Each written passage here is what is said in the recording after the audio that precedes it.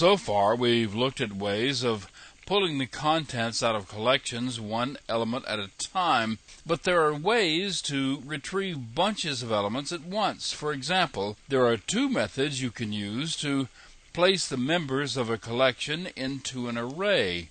This example is a program using a tree set to contain a collection of strings, just like we've done before. But the difference is how we take the strings out of the collection. This toArray method returns the strings as an array of objects.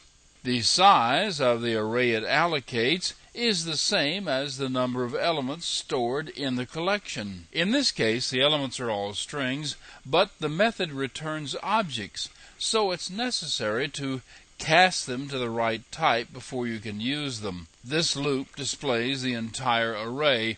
Here's how it runs.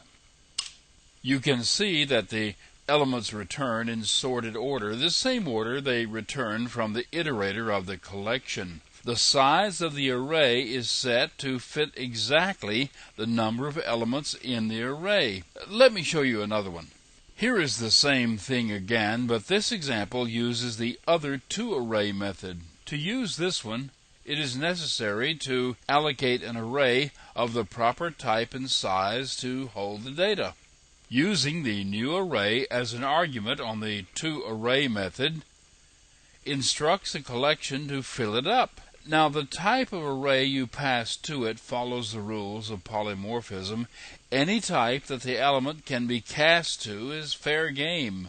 Also, if you look at the Java documentation, you will see that this method also returns the array in case you ever happen to need that. The only advantage you get from all this is that you don't have to cast the elements before you use them. Here's what it looks like. There, you get all the elements in sorted order, as you would expect from a tree set. This example copies all the elements from a hash set into a tree set.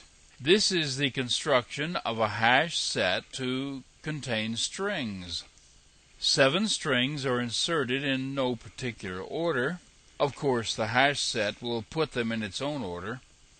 The strings are then printed in hash order, followed by a blank line. Then a new tree set collection is constructed using the hash set as an argument on the constructor.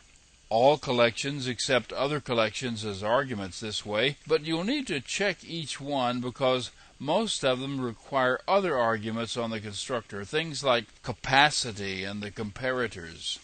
Finally, the contents of the tree set are printed, and here's how it runs.